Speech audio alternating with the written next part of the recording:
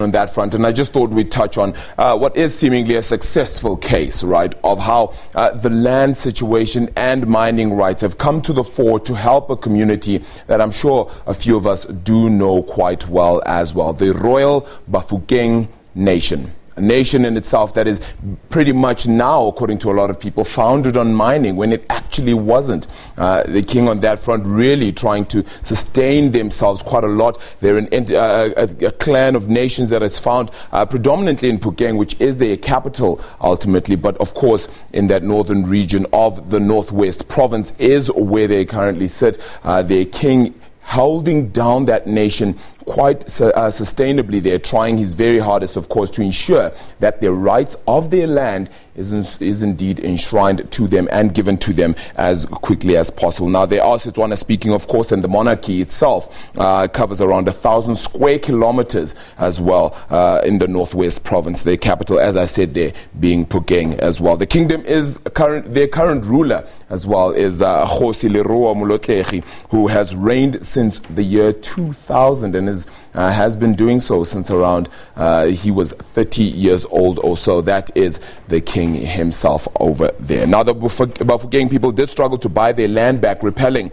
invaders and imperialists, as they would call it, a little bit early on, as they tried to get back their land as well. When in 1925, the world's largest deposits of platinum group metals were found on the Bafokeng land at that point in time. Mining companies are now paying them royalties indeed to in exchange for the right to mine on that land.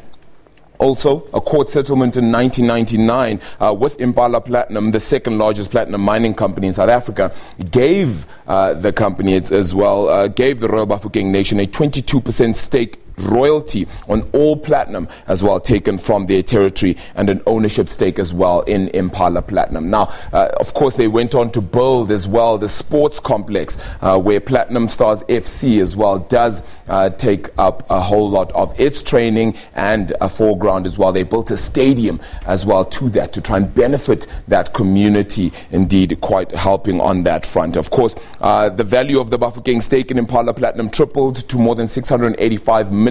That was back in 2001. It's over $1 billion now. The Bafokeng receive annual royalties of approximately 870 million rand from platinum mining as well. They established a sovereign wealth fund called the Royal Bafokeng Royal Bafokeng Holdings, which is an investment entity out here in Johannesburg, which is responsible for taking care of their funds as well as their money, overseeing growth and maintenance as well of their community income streams. It is considered Africa's most progressive community investment model as well. And of course, one of the things that they have built, which is really, really significant, is a 450 million rand school.